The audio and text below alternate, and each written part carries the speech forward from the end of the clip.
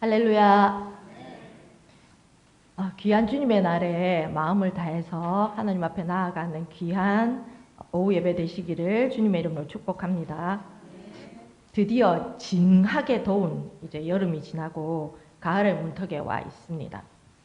조금 아침 저녁으로 시원해진 것 같긴 한데 여전히 덥고 또 가을 장마, 가을 태풍의 소식도 들리지만 가을이라는 단어를 생각해 보면 풍요롭고 넉넉한 느낌도 들고 여름보다는 가을이 그래도 사색하기에는 조금 더 즐거운 계절이 아닌가 그런 생각도 드네요. 가을을 대표하는 과일이 무엇일까요? 네, 맞습니다. 감입니다. 감 좋아하십니까? 저는 그 감 중에서 단단한 과육보다는 약간 말랑한 과육을 더 좋아합니다. 말랑한 과육이 단단한 과육보다 좀 더 단맛이 도는 것 같더라고요. 그래서 전 단감보다는 약간 말랑한 감을 더 좋아합니다. 사과도 아니고 배도 아니고 감이 살고 있었습니다. 감은 감인데 그 모양이 원래 감처럼 이렇게 동그스름하고 작은 아담한 그런 외형이 아니라 울퉁불퉁하게 생긴 감이었습니다. 워낙 울퉁불퉁하게 생기다 보니까 과일 친구들이 감이라고 부르기보다는 감자라고 불렀습니다. 감자, 감자 이렇게 놀림을 받다 보니까 감이 일일이 다 그것에 대꾸를 하지 못해서 그만 화병에 걸려서 병원에 실려갔습니다. 감의 입원 소식을 들은 사과, 배, 포도 등 과일 친구들이 감자 아닌 감이 걱정되어서 병문안을 갔습니다. 그런데 감을 병문안하려고 하던 찰나에 의사 선생님께서 친구들을 부르시면서 조용히 이렇게 말씀하셨습니다. 한 번만 더 감자라고 부르면 이 환자는 터져 죽습니다. 절대로 감자라고 부르면 안 됩니다. 아시겠습니까? 이 말을 들은 친구들은 의사 선생님의 그 강력한 권고에 마음이 쫄아서 절대로 감자라고 부르지 않으리라는 다짐에 또 다짐을 하고 감이 누워있는 병실로 들어갔습니다. 그런데 침대에 누워있는 감이 너무 조용한 거예요. 자는 척 하는 것 같기도 하고 아니면 아예 그냥 푹 잠이 든 것 같기도 하고 깨워야 되나 어떻게 해야 되나 걱정을 하다가 한 친구가 물었습니다. 저기 감? 자? 일로 하고 일소 한다고 했습니다. 한번 웃으셨으니까 조금 더 젊으신 녀석들이라 믿습니다. 저기 두 분씩 마주 보실 수 있을까요? 그 세 분 앉으신 분은 두 분 하시고 하시면 돼요. 부부끼리 앉으신 분들은 더 좋습니다. 두 분씩 마주 보시면 좋겠습니다. 근데 마주 보시는데 아무 말도 하지 마시고 그냥 눈만 바라보시면 됩니다. 근데 눈만 바라본다고 또 막 눈에서 레이저가 막 나오면서 쏘아보시면 안 되고요. 그냥 아무 생각 없이 두 분이 서로 마주 보시기만 하면 됩니다. 근데 성경에서 말하는 완전수는 뭘까요? 7이지요. 그래서 제가 두 분이 얼굴을 마주 보실 동안 7가지 세겠습니다. 그럴 동안 가만히 상대를 한번 바라보시기 바랍니다. 준비되셨죠? 안 바라보고 계시네요. 혼자 계신 분 어떻게 합니까? 바라보고 계시죠? 세보겠습니다.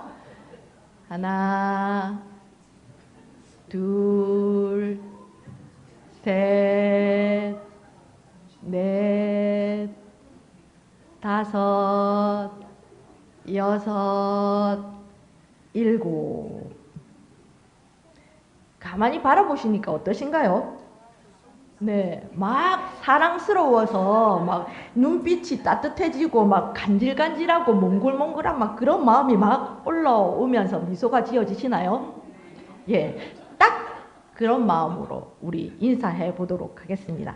하나님 안에서 풍성한 가을 되세요.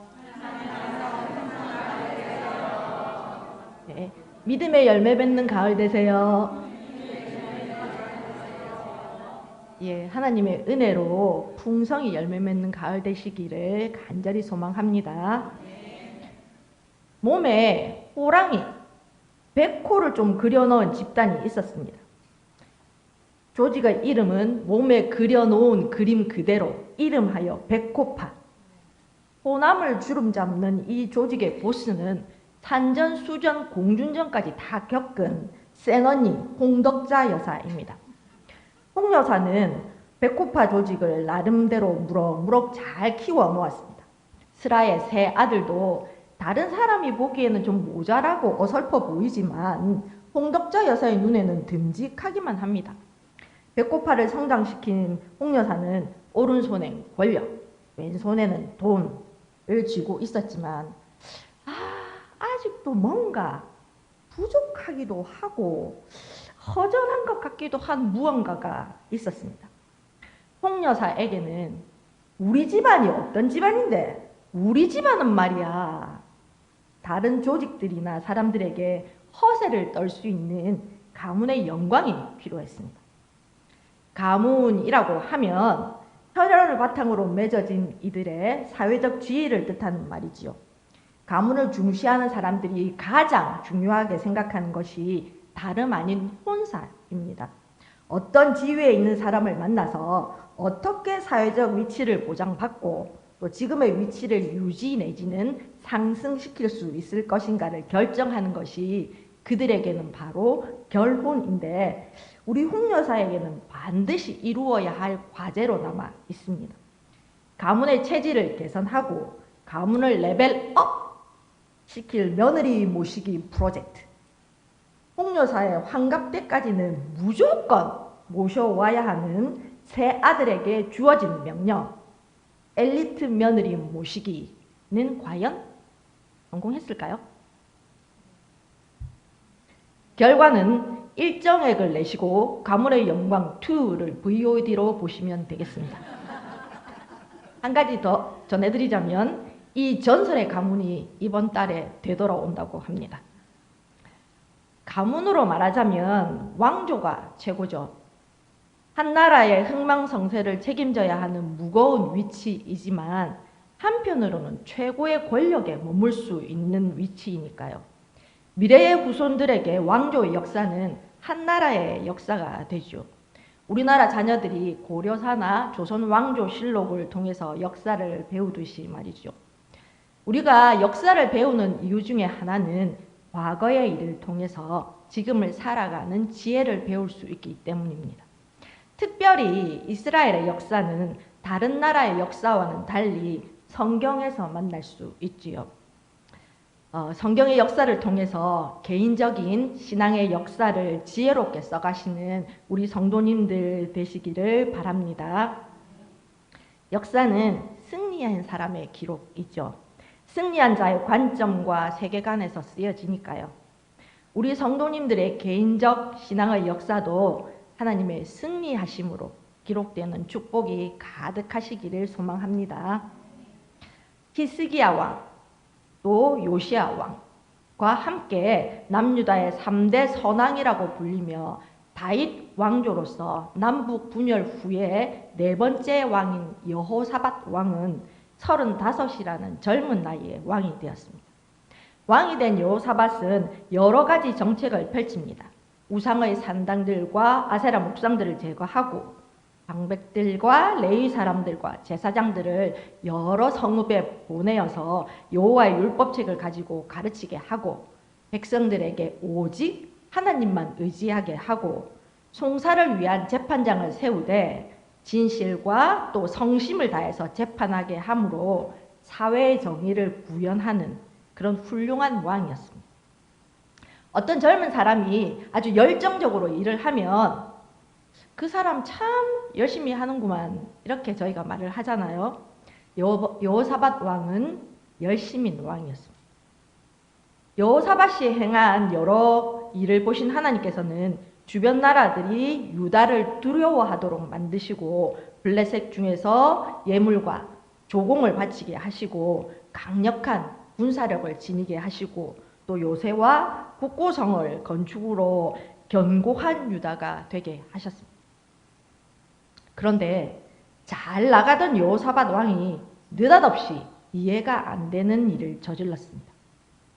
아들 여호람을 익명 높은 북이스라엘 오므리의 왕조의 아합 왕과 이세벨의 딸인 아달랴와 결혼을 시킵니다. 왜요? 우상을 섬기는 아합 가문과 또 하나님의 사랑을 받는 다윗 가문이 사돈 관계라니요?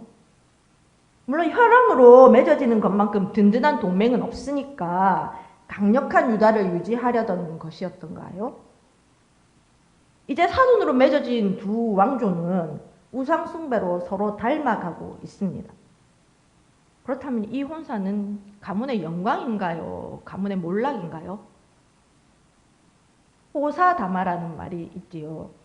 두 사람이 만나서 아름다운 가정을 이루는 것은 너무나 축복받은 일이고 더구나 왕가의 결혼식이니까 성대한 잔치를 열어야 할 참 좋은 일이지만 여호사밧 왕은 뒤이어 일어날 끔찍한 일들은 생각하지 못한 것일까요?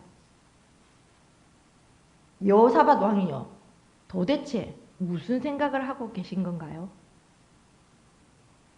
한편 북이스라엘에서는 그는 여호와이시다 라는 의미의 이름을 가진 예후, 그는 아합 왕 때 군대 장관이었고 아합의 뒤를 이어서 왕이 된 요람 왕을 섬기는 사람입니다. 선지자 엘리사는 제자 중에 한 사람을 불러서 기름병을 주면서 길르앗 라못으로 가라고 합니다. 제자가 그곳에 가서 그곳에 있는 군대 장관 중에서 예후를 찾아서 골방으로 데리고 들어간 후에 해야 할 일과 할 말을 일러줍니다.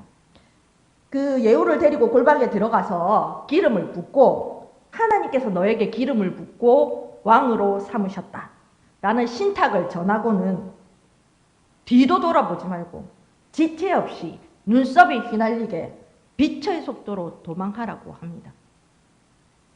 반역이지요. 곧 기름 부음을 받은 예후는 가차없는 핏부림을 시작합니다. 자신이 북이스라엘의 왕이 되기 위해서는 반드시 해야 하는 일이었죠. 여러 명의 군대 장관들이 자신의 편에 서기는 했지만 오므리 왕조의 자손을 남겨두는 것은 왕자가 흔들릴 수 있는 불씨가 되기 때문이죠. 예후는 아람과의 전투에서 부상을 입은 요람 왕이 치료를 위해서 이스라엘에 와 있었는데 거기로 가서 활로 요람 왕을 쏘아 죽인 후 시체를 나봇의 밭에 던져버립니다. 나봇의 포도원이 어떤 곳입니까? 이세벨이 계략을 세워서 나봇을 죽이고 아합 왕이 뺏은 땅이 나봇의 포도원입니다. 이세벨과 아합의 살인의 대가가 그 가문의 요람에게로 돌아간 것이죠. 여기서 끝이 아닙니다. 요람의 병문안 차와 있던 유다의 아하시야 왕이 도망하자 쫓아가서 죽이고 또 아합의 아들 70명과 이세벨까지 죽이는 대학살을 일으킵니다. 그야말로 오므리, 아합, 요람을 잇는 오므리 가문의 멸절입니다. 일개 조직의 보스인 홍여사도 가문의 영광이 되는 일이 어떤 것인지 아는데 여호사밧과 아합은 알지 못했을까요? 예후는 북이스라엘 오므리 왕조의 멸절을 가져왔을 뿐 아니라 남유다의 아하시야 왕까지 죽였으니 이제 예후의 반란으로 인해 북이스라엘은 그렇다 치더라도 남유다는 어떤 상황에 처하게 될까요? 예후로 인한 살육은 북이스라엘의 남유다 모두를 대혼란 속으로 이끌어갑니다.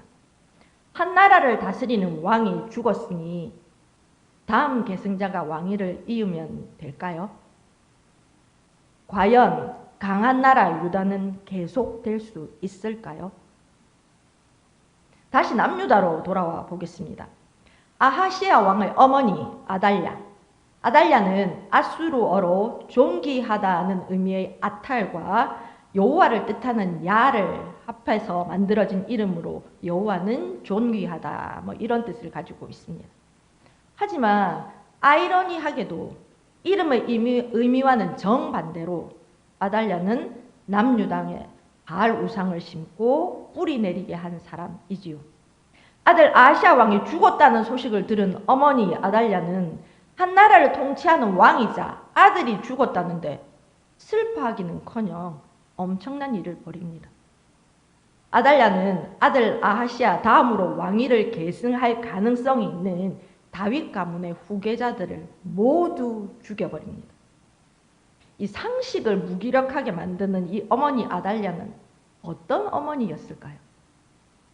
역대하 22장 3절 말씀입니다. 아하시아도 아합의 길로 행하였으니 이는 그의 어머니가 꾀어 악을 행하게 하였습니다. 아들 아하시아가 왕위에 오를 때부터 어머니 아달랴는 배후에서 권력을 행사하는 여인이었습니다. 그런 아달랴에게 아들의 죽음은 자기 권력의 기반이 송두리째 뽑히는 위기의 상황이 된 것이죠.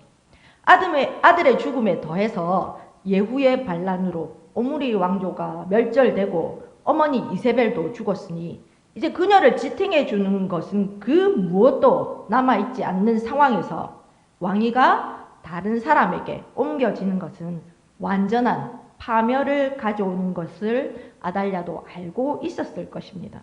따라서 자신의 붕괴를 막고 몰락한 아합 가문을 다시 일으키기 위해서는 그런 발판을 만들기 위해서 왕위에 오를 수 있는 인물들을 철저하게 제거하고 자신이 왕이 되어야 했습니다. 사무엘하 7장 16절 말씀입니다. 내 집과 내 나라가 내 앞에서 영원히 보존되고 내 왕위가 영원히 경고하리라 하셨다 하라. 하나님께서 다윗에게 주신 약속의 말씀입니다. 북이스라엘은 종종 반역으로 왕조들이 바뀌어 왔지만 남유다는 하나님의 약속대로 다윗 왕조로 계속 이어져 왔는데 이제 아달랴의 반역으로 다윗 왕조는 끊어지게 되는 건가요? 아합의 딸에 의해서 다윗 왕조가 이렇게 쉽게 무너지는 건가요? 아달랴의 모습에 그녀의 어머니 악녀 이세벨의 모습이 오버랩되면서 다윗과 그의 자손들을 통해 영원히 유다를 통치하도록 하시겠다는 하나님의 약속은 어떻게 된 것일까요? 미쁘신 하나님, 이게 뭔가요? 다윗 왕조를 향한 하나님의 계획을 거두어 들이신 건가요? 이것이 하나님께서 말씀하시는 공의인가요? 성도님들, 하나님은 신실하심을 믿으십니까? 네, 그렇습니다. 하나님은 신실하신 분이십니다. 신실하신 하나님을 찬양합니다. 어떤 상황에서도 우리는 실망하거나 낙담하지 않습니다. 신실하신 하나님께서는 언제나 당신의 계획과 약속을 이루어 가시는 분이심을 우리가 알고 있기 때문입니다. 하나님께서는 최악의 상황 가운데서도 하나님의 계획과 약속을 이루어갈 하나님의 사람을 놓아두셨습니다. 하나님께서는 이세벨을 닮은 아달랴의 독재적 통치 속에서도 다윗 왕조를 이끌어갈 한 사람을 그 누군가의 손길로 보호해 두셨습니다. 아하시아의 뒤를 이어서 남유다 다윗 왕조를 이끌어갈 단 한 사람인 아하시아의 아들 요아스를 숨겨둔 사람은 아하시아의 누이인 여호세바였습니다. 그녀는 대제사장 여호야다의 아내이기도 하지요. 고모인 여호세바는 조카 요아스를 궁궐 내 깊숙한 곳에 숨겨두었다가 다시 여호와의 성전에 숨겨서 6년을 키웁니다. 아달랴의 복종을 피해서 아기 요아스를 안전하게 보호하고 또 대제사장 여호야다로부터 신앙적 훈련을 받기 좋은 곳이 아마도 여호와의 성전이었을 것입니다. 진짜 왕인 요아스는 숨어있고 거짓 왕인 아달랴는 나라를 다스리는 이 모순적이고 혼란스러운 남유다의 상황입니다. 요아스를 숨긴 채 7년째 되던 해에 하나님께서는 준비하던 카드를 꺼내 드셨습니다. 몇 년간 제자리가 아닌데 제자리인 줄 알고 앉아있는 사람이 있습니다. 자신의 자리를 빼앗겨서 자리가 없어진 사람이 있습니다. 하나님께서는 빼앗은 자와 빼앗긴 자의 잘못된 자리를 바로잡으려고 하십니다. 비밀리에 준비된 요아스를 복권시키는 혁명을 일으킬 시점이 되었죠. 제사장 여호야다는 원래 요아스가 있어야 할 왕자를 요아스에게 주기 위한 계획을 치밀하게 세웁니다. 여호야다는 왕실을 경호하던 용병들인 기리 사람들의 백부장들과 또 왕을 경호하는 정예 용사인 호위병의 백부장들을 여호와의 성전으로 불러 모으고 하나님 앞에서 서로 언약하게 하고 충성을 맹세하게 한 후에 그들의 눈으로 직접 요아스를 보게 함으로 잘못된 것을 바로잡으려는 혁명의 정당성과 또 의지를 다집니다. 요아스를 보호하고 왕을 지키시기 무사히 진행되도록 성전과 왕궁에 호위병을 배치합니다. 근무가 있는 부대를 세 부분으로 나누어서 두 부대는 왕궁을 지키고 또 한 부대는 성전을 방어하게 하고 휴무인 두 부대는 성전과 요아스를 호위하도록 했습니다. 각 백부장에는 다윗이 이방과의 전쟁에서 취했던 성전에 보관했던 창과 방패들을 주었고 이제 모든 군사들이 무장을 하도록 했습니다. 이제 준비는 모두 끝이 났습니다. 실행하기만 하면 되지요. 그런데 이 일은 삐끗 잘못되는 날에는 죽을 수도 있다는 각오가 있어야 할 수 있는 일입니다. 잘못을 바로잡는 일에는 용기가 필요합니다.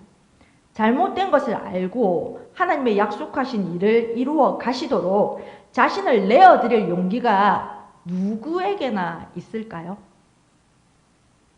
하나님은 용기 있는 사람을 통해 약속을 이루어 가십니다.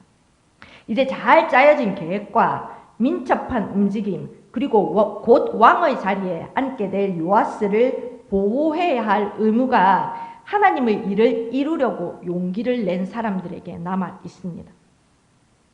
그들은 여호야다의 계획과 명령대로 움직였고 드디어 요아스에게 왕으로서의 위엄을 지키며 나라를 다스린다는 의미로 면류관을 씌우고 또 하나님을 섬기며 그 말씀에 순종한다는 의미로 율법책을 주었고 하나님께서 다스리는 나라의 대리 통치자로서 하나님의 영을 받아 하나님의 뜻대로 나라와 백성을 통치한다는 의미로 기름을 부었습니다. 남유다는 다시 다윗 가문의 사람으로 왕이 세워졌습니다. 이제 다윗 왕조는 끊이지 않고 계속 이어지게 되었습니다. 하나님께서는 이 용기 있는 사람들을 통해 신실하신 약속을 이루셨습니다. 열왕기하 8장 19절 말씀입니다. 여호와께서 그의 종 다윗을 위하여 유다 멸하기를 즐겨하지 아니하셨으니 이는 그와 그의 자손에게 항상 등불을 주겠다고 말씀하셨음이더라.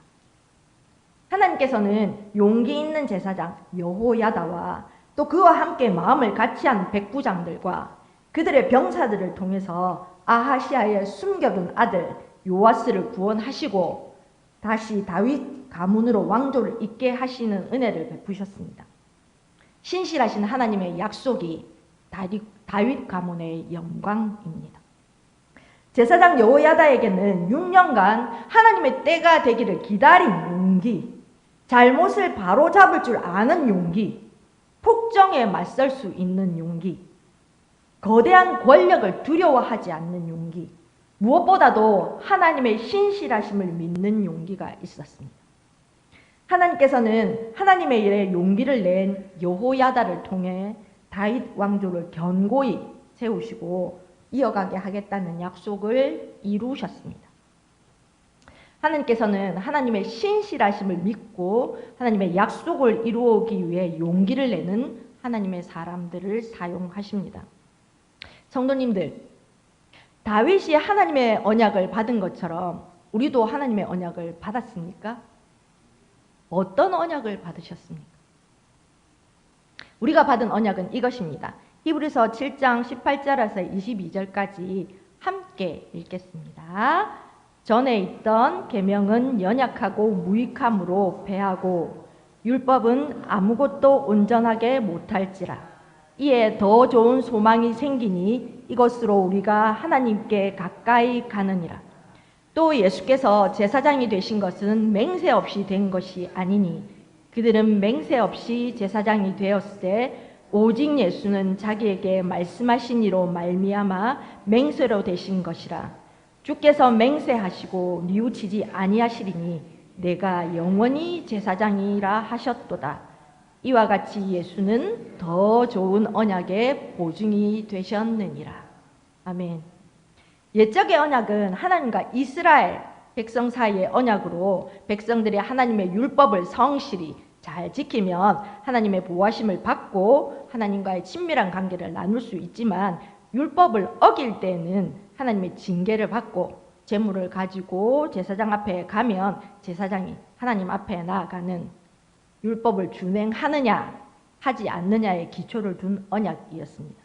그러나 이 언약에 기반한 계명의 율법은 연약함과 무력함 때문에 폐지되었습니다. 율법으로 말미암아 단 한 사람도 의를 얻을 수 없고 예수님께서 오셔서 이미 율법이 완성되었기에 율법은 더 이상 소용이 없습니다. 율법의 역할은 내가 죄인을 깨닫는 것과 또 나를 그리스도께로 인도하는 것인데 이것은 예수님께서 오심으로 그 역할은 끝이 났습니다. 이젠 누구든지 염소나 송아지 같은 불완전한 제물이 아니라 완전한 화목제물 대신 예수 그리스도를 통해 하나님께 나아가는 더 나은 소망을 받았습니다. 이것이 우리가 받은 약속입니다. 이는 하나님께서 언약을 넘어 맹세로 보증하셨습니다. 하나님께서는 하나님의 말씀을 반드시 이루시는 분이십니다. 맹세가 없어도 하신 말씀을 이루시는 분인데 하물며 맹세로 보증하신 언약을 이루시지 않겠습니까? 하나님은 맹세하시고 후회하시는 분이 아니십니다. 하나님은 거짓이 없는 진리이시기 때문에 약속을 지키시는 신실한 분이십니다. 미쁘신 하나님의 말씀을 미쁘신 하나님은 말씀하신 약속을 온전히 성취하시는 분이십니다. 변치 않는 효력을 나타내는 하나님의 맹세로 보증된 예수 그리스도를 통해 하나님께 나아가는 우리는 완전한 하나님의 나라가 이루어질 때까지 흔들리지도 않고 패하지도 않을 것입니다.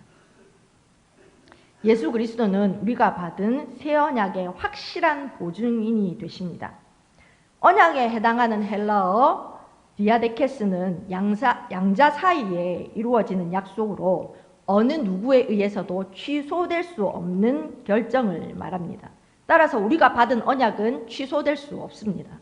우리가 예수 그리스도를 통해 보증받은 새 언약은 하나님의 사랑과 은혜에 의존하는 언약이며 예수님을 믿음으로 하나님의 의를 얻게 되는 언약입니다.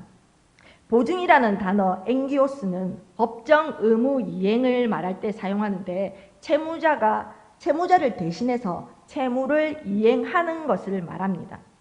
채무를 이행하는 사람은 자신의 생명까지도 내건다는 의미로 확대 해석할 수 있습니다.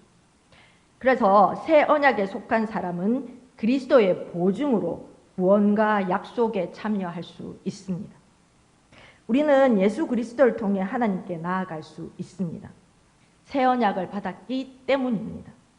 하나님의 맹세로 지워지지도 폐기되지도 않을 이 새 언약이 생명의 성령의 법으로 우리 안에 인쳐져 있습니다. 하나님을 향해 나아가는 내 신앙의 발걸음이 조금 더디다고 생각이 되시나요? 순례자의 여행에 영적인 방해나 유혹이 많다고 생각하십니까? 아니면 영적인 아무런 감동이 없어서 내 안이 텅 비어 있다고 생각하시나요? 매일의 삶이 바빠서 하나님께 나아가는 일을 자꾸 뒤로 미루어 두고 계십니까? 현실에서 겪는 문제로 힘이 드시나요? 이것밖에 안 되는 내 삶이 싫으신가요? 아픈 몸으로 무엇을 할 수 있을까? 내 신앙이나 지켜나갈 수 있을까? 낙담하고 계신가요? 너무 고통스러워서 아예 주님이 생각나지도 않으신가요? 하지만 새 언약으로 인한 소망의 길이 우리 앞에 펼쳐져 있습니다. 하나님께서는 언제든지 우리를 만나 주시고 우리와 교제하시며 그 교제는 영원히 지속될 것입니다. 하나님의 약속을 깊이 묵상해 보는 것은 어떨까요?